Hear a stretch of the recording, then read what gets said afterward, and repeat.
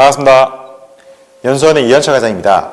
네, 이번 시간에는 제7장 예금 적금 납부편을 같이 한번 살펴보도록 하겠습니다. 먼저 당행 예적금을 담보로 취득하는 방법을 같이 한번 살펴보겠습니다.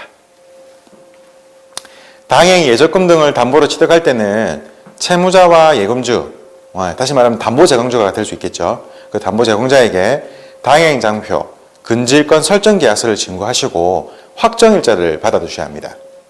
이때 차주와 담보 제공자가 동일한 경우에는 확정일자 생략이 가능하지만 본인 명의의 수익증권의 경우에는 확정일자 생략이 불가해서 반드시 확정일자를 받으셔야 함을 기억해 두시면 되겠습니다. 그리고 채무자와 담보 제공자가 동일인 경우에는 별도의 근질권 설정 계약서 진구 없이 당행장표, 대출 및 여신거래 약정서상에 지금 그 빨간 표시로 표시되어 있는 이 체크 박스 안에 그 질권 설정 내용을 기재하셔서 담보 제공에 따른 질권 설정이 가능하십니다. 만약에 본권에 추가 예금 등의 추가 담보 취득이 필요한 경우나 제3자의 예금이 담보로 제공되는 경우에는 별도로 근질권 설정 계약서를 진구하시면 되겠습니다. 담보 제공된 예금 등이 증서로 발행된 경우라면 증서 여백에 설정 사실을 기재하시고 책임자가 검인한 다음에 지점 수재 금고 등에 보관해서 점유하시면 되고, 통장식으로 발행된 수시는 통장 여백에 질권 설정 사실을 기재하시고 책임자가 검인하신 다음에 통장 표지와 질권 설정 내용이 기록된 면을 복사하셔서 채권 서류와 함께 보관하시면 됩니다. 그리고 통장은 당연히 담보 제공자에게 재교부해 주시면 되겠습니다. 제3자 명의의 예금을 담보로 취득할 경우에는 해당 표를 참조하시고 실물을 보셔야 됩니다. 먼저 그 제3자 명의의 예금을 담보로 취득해서 동일인 기준 1억을 초과하는 가계대출을 지급하는 경우, 그리고 동일인 기준 5억을 초과하는 기업대출을 지급하는 경우에 구분을 지어서 실무적으로 우리가 공통적으로 적용되는 내용은 자금 용도와 소유자금 규모를 파악해서 사안 능력을 별도로 확인하는 과정을 거쳐야 합니다. 그 구체적인 방법은 추가 서류를 통해서 가계대출인 경우에는 소유자금 한도 산출표, 당행장표 502031을 진구하시고 채무상환 계획서 등을 진구해서 반드시 실질적으로 그 담보 제공자 혹은 차주가 이 자금의 어떤 그 규모와 상환 능력을 겸비했다라는 어떤 그런 별도의 검증 작업을 거친다라고 보시면 되겠습니다. 동일인 기준 초과 기업대출 경우에는 추가로 받는 징구서는 없지만 담보 제공자의 어떤 그 신용평가를 별도로 겸할 수 있는 어떤 저희가 담보 및 보증업무 매뉴얼에 상세 그 내용이 안내되어 있습니다. 참고해 주시면 되겠고요. 공통적으로 적용받는 내용들은 제3자 명의의 예금을 담보로 제공해서 1억을 초과하는 가계대출이거나 5억을 초과하는 기업대출은 자금 용도와 소유자금 규모를 파악하고 사안 능력을 확인하자. 그리고 금리는 산출금리를 적용하자. 수신연동금리는 절대 적용할 수 없습니다. 상품별로 정해져 있거나 혹은 또 우리가 대표적인 기준금리인 시장기준금리 등을 수신금리 대신에 금리 산출 때 적용을 해서 산출된 금리의 감면 요인들을 반영해서 별도로 금리 승인을 받고 진행해 주시면 되겠습니다. 연대보증 같은 경우는 사실 이 금액과는 상관이 없습니다. 그죠? 통상적으로 제3자 명의의 예금을 담보로 취득한 경우에는 반드시 그 질권 설정 계약서상의 채권 최고 금액 범위 내에서 연대보증 입보를 시키게끔 되어 있습니다.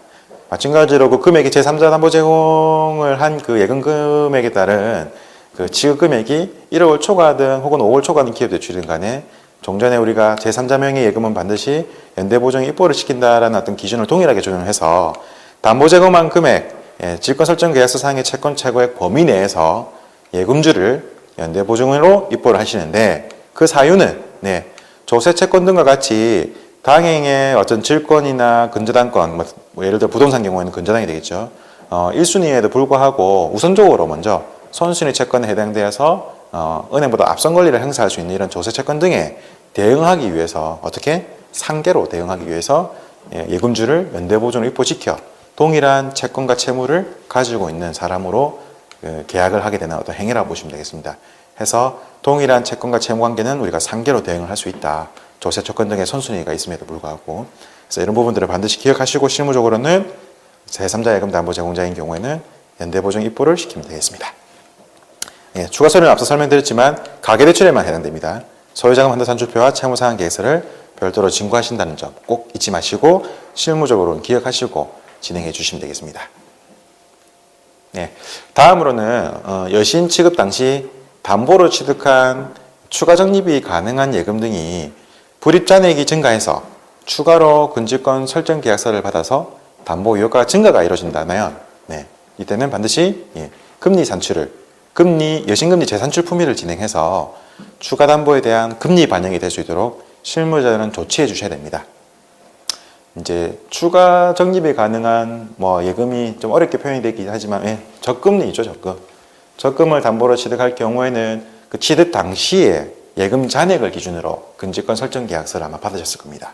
그런데 여신을 관리하다 보니 추가 적립된 금액이 더 불어나서 적금 잔액이 더 늘어나서 충분히 채권 보존을 위한 근저권 설정을 추가로 해서 채권 보존을 도모할 수 있겠다라고 하는 경우에는 근저권 설정 계약서를 추가로 받아서 채권 보존하는 행위도 중요하지만 그 유효가가 변동분이 실제로 금리에도 반영될 수 있게끔 반드시 해당 업무 메뉴를 참고해서 재산출을 하셔야 됩니다. 금리 재산출을 해서 산출된 금리가 높다 하면 별도로 금리 감면을 본부 승인을 받아서 진행해 주신 작업을 한 번 더 거치셔야 합니다. 다음은 예금을 담보로 외화 예금을 담보로 취득할 경우에 주의하셔야 될 내용들입니다. 예화 예금을 담보로 하는 원화 대출이든 원화 예금을 담보로 하는 외화 대출이든 대출 채무와 담보 예금의 통화가 상이한 경우에는 환율 변동에 의한 리스크가 존재해서 수시로 채권 보전 가능액의 변동액을 확인하시고 필요하다면 추가 담보를 받거나 예금과 상계 처리해서 적절한 채권 보전이 진행될 수 있도록 지속적인 관리를 해주셔야 합니다. 마지막으로 타 금융기관 예금을 담보로 취득하는 경우입니다. 먼저 근저권 설정 계약서를 진구하시고요. 담보 제공자와 당행이 연서한 질권 설정 승낙서를 작성해서 예금 수신 금융기관에 승낙을 받는 구조입니다.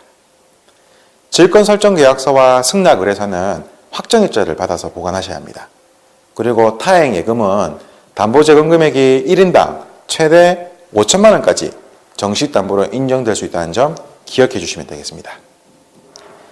타행 예금을 담보로 취득한 경우에는 예금 증서나 통장 여백에 당행 질권 사실을 기재하시고 통장과 청구서 등의 실물 등을 지점해서 보관하시면 됩니다. 이상으로 예금 담보편을 마치겠습니다. 긴 시간 고생 많으셨습니다. 감사합니다.